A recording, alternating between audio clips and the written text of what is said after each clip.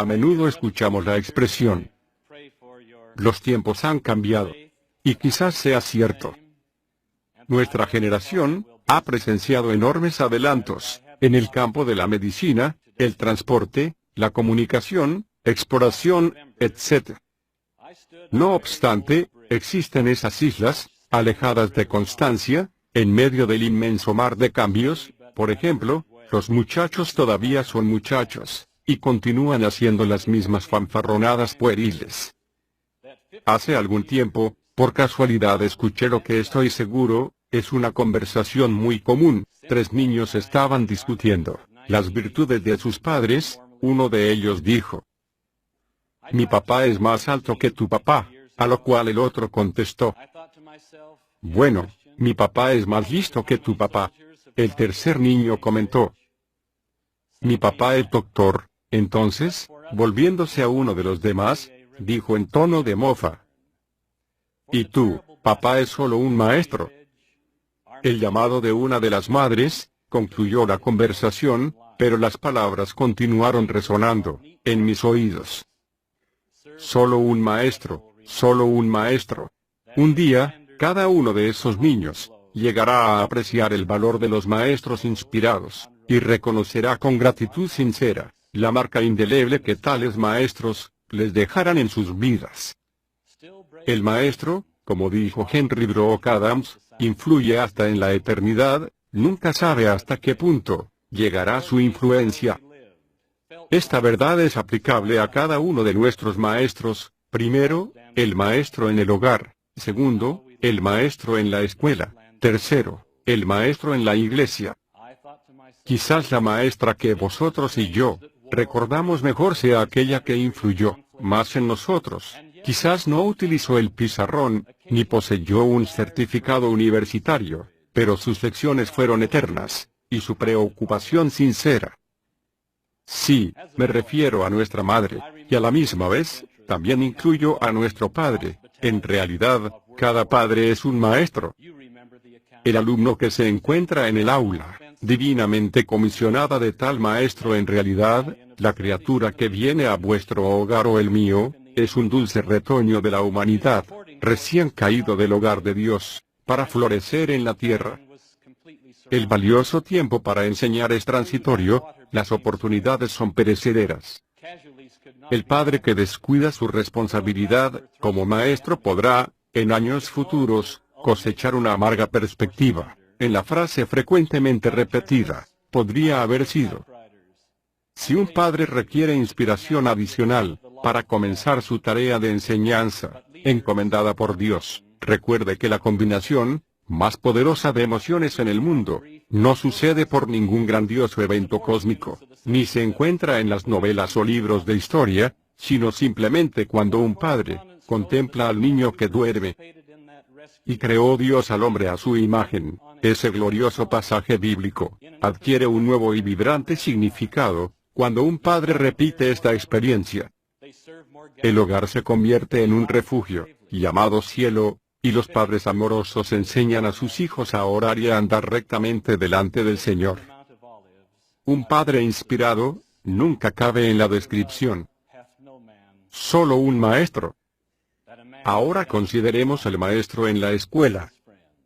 Inevitablemente ahí nace esa triste mañana, cuando el hogar le cede al salón de clases una parte del tiempo de enseñanza. Juanito y María se unen al grupo feliz, que diariamente continúa por su camino desde los portales de casa hasta las aulas escolares. Ahí se descubre un nuevo mundo. Nuestros hijos conocen a sus maestros. El maestro no solo modela las expectaciones y ambiciones de sus discípulos, sino que también influye en sus actitudes hacia lo futuro y hacia sí mismos. Si un maestro no está preparado, dejará cicatrices en la vida de los jóvenes, y huellas profundas en su amor propio. También distorsionará la imagen de sí mismo como seres humanos. Si ama a sus alumnos y espera grandes cosas de ellos, la autoconfianza de estos aumentará, sus capacidades se desarrollarán, y tendrán un futuro asegurado. Desafortunadamente, hay algunos maestros que se deleitan en destruir la fe En vez de edificar caminos hacia una vida buena, siempre debemos recordar que el poder para dirigir es también el poder para descarriar, y el poder para descarriar es el poder para destruir. En las palabras del presidente Reuben Clark, hiere, mutila, y entorpece a un alma, aquel que siembra la duda, o destruye la fe, en las verdades fundamentales.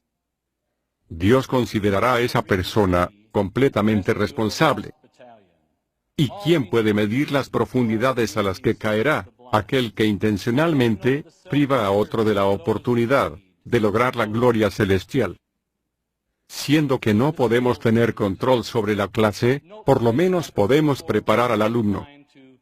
Os hacéis la pregunta, ¿cómo? Yo os digo, proveed una guía, para la gloria del reino celestial de Dios, aún un barómetro, para distinguir entre las verdades de Dios y las teorías de los hombres.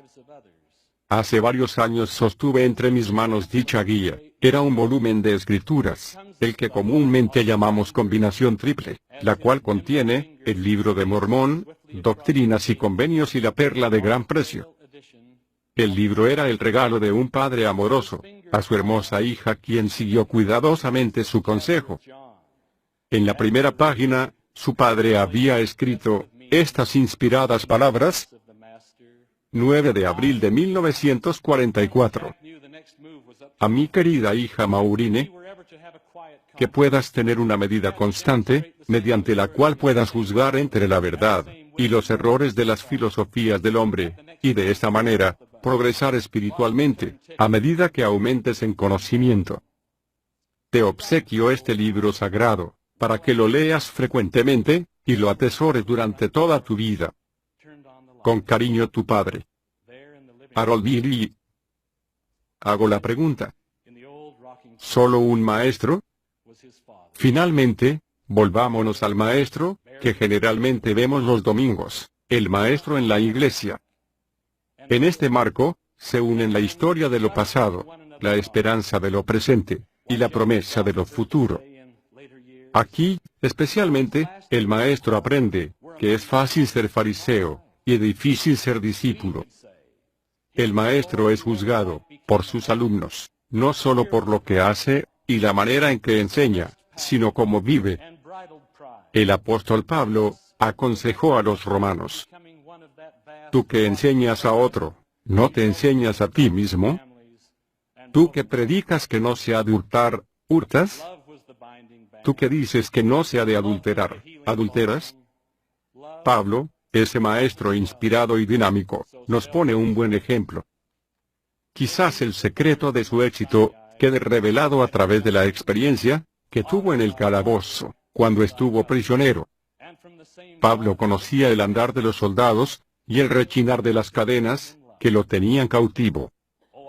Cuando el carcelero, que parecía estar favorablemente al lado de Pablo, le preguntó si necesitaba consejo respecto a cómo debía conducirse ante el emperador, éste le dijo que ya tenía un aconsejador, el Espíritu Santo. Ese mismo Espíritu guió a Pablo cuando estuvo de pie en medio del Areópago y leyó la inscripción al Dios no conocido, y declaró: al que vosotros adoráis, pues, sin conocerle, es quien yo os anuncio. El Dios que hizo el mundo, y todas las cosas que en él hay, no habita en templos hechos por manos humanas. Él es quien da a todos vida, y aliento y todas las cosas. Porque en él vivimos, y nos movemos, y somos. Porque linaje suyo somos. Nuevamente hago la pregunta: ¿solo un maestro? En el hogar, la escuela o en la casa de Dios, hay un maestro cuya vida opaca a todas las demás.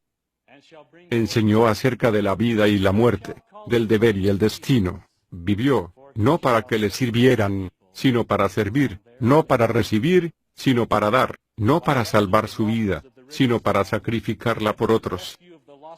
Describió un amor más hermoso que la lujuria, una pobreza más rica que el tesoro. Se dijo acerca de este maestro, que enseñó con autoridad, y no como lo hacen los escribas. En el mundo actual, cuando muchos hombres codician el oro y la gloria, y son dominados por una filosofía pedagógica de publicar o perecer. Recordemos que este maestro nunca escribió, en una ocasión escribió, sobre la arena, pero el viento borró su escritura, para siempre. Sus leyes no quedaron inscritas sobre piedra, sino en corazón humano. Me refiero al Maestro, sí, Jesucristo, el Hijo de Dios, el Salvador y Redentor de toda la humanidad. Cuando los maestros dedicados responden a su cálida invitación, aprended de mí, lo hacen, pero también son partícipes de su divino poder. Durante mi niñez, tuve la experiencia de estar bajo la influencia de una maestra.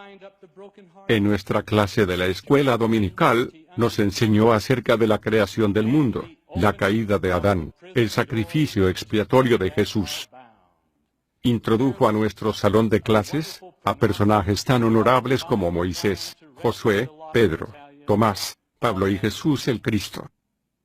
A pesar de que no los vimos, aprendimos a quererlos, honrarlos y emularlos. Su enseñanza nunca fue más dinámica ni su impacto tan perdurable, como un domingo por la mañana, cuando nos anunció tristemente el fallecimiento de la madre de un condiscípulo. Esa mañana habíamos echado de menos a Billy, pero no sabíamos la razón de su ausencia. El tema de la lección era, más bienaventurado es dar que recibir. Al hacer la evaluación de la clase, nuestra maestra cerró el manual, y abrió nuestros ojos, oídos y corazón, hacia la gloria de Dios al hacernos la pregunta: ¿cuánto dinero tenemos ahorrado en nuestro fondo de clase? Considerando que eran los días de la depresión, respondimos orgullosamente, $4.75. Entonces sugirió tiernamente, la familia de Billy está escasa de recursos, y les ha sucedido una desgracia. ¿Qué les parecería la posibilidad de visitar a los miembros de la familia esta mañana, y obsequiarles el ahorro que tenemos? Siempre recordaré la pequeña comitiva, caminando esas 3 cuadras, entrando a la casa de Billy, saludándolos a él, a sus hermanos, y a su padre. Claramente se notaba la ausencia de la madre. Por siempre atesoraré las lágrimas que resplandecían en los ojos de todos, cuando el sobre blanco, que contenía nuestro preciado fondo para diversiones, pasó de la delicada mano de nuestra maestra a la mano necesitada de un padre afligido. Con reverencia volvimos de nuevo a la capilla. Nuestro corazón se regocijaba como nunca antes, nuestro gozo era más completo, nuestro entendimiento más profundo. Una maestra inspirada de Dios les había enseñado a los niños y niñas, a su cargo una lección eterna, de verdad divina. Más bienaventurado es dar que recibir. Bien podríamos haber repetido las palabras de los discípulos que estaban en camino a Emaús. ¿No ardía nuestro corazón en nosotros cuando ella nos abría las Escrituras? Vuelvo de nuevo al diálogo mencionado previamente. Cuando el niño oyó las fanfarronadas, mi papá es más alto que el tuyo, mi papá es más inteligente que el tuyo, mi papá es doctor, bien podría haber contestado, tu papá podrá ser más alto que el mío. Tu papá podrá ser más inteligente que mi papá. Tu papá podrá ser piloto, ingeniero, doctor. Pero mi papá es maestro. Que cada uno de nosotros sea merecedor de tan sincero y digno cumplido, lo ruego humildemente, en el nombre del Maestro, el Hijo de Dios, Jesucristo el Señor. Amén. Jesus Christ the Lord. Amen.